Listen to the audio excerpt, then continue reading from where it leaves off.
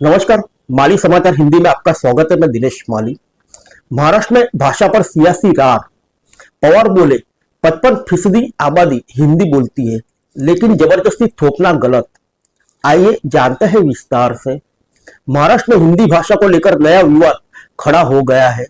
राज्य सरकार द्वारा कक्षा 1 से 5 तक हिंदी को तीसरी भाषा के रूप में सामान्य तौर पर पढ़ाने के आदेश के बाद सियासी हलचल तेज हो गई है।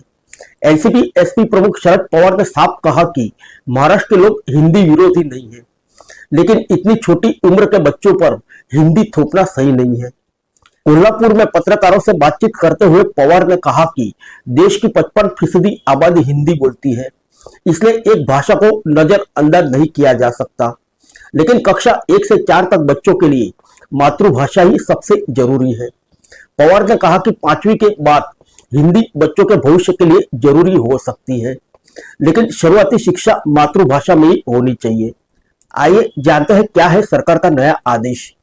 राज्य सरकार के नए आदेश के मुताबिक मराठी और अंग्रेजी माध्यमों की स्कूलों में हिंदी को तीसरी भाषा के रूप में पढ़ाया जाएगा।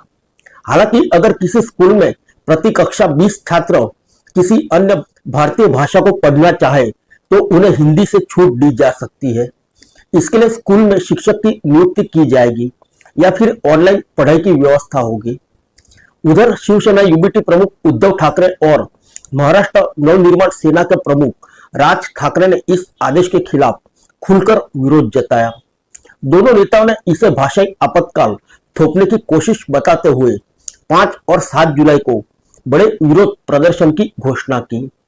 उनका कहना है कि सरकार मराठी अस्मिता को दबाने की कोशिश कर रही है।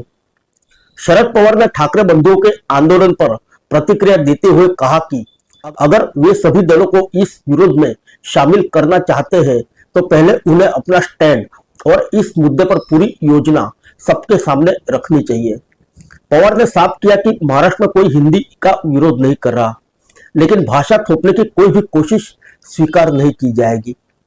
फिर मिलेंगे अगले बुलेटिन में अन्य किसी खबर के साथ। तब तक के लिए इजाजत दीजिए। नमस्कार।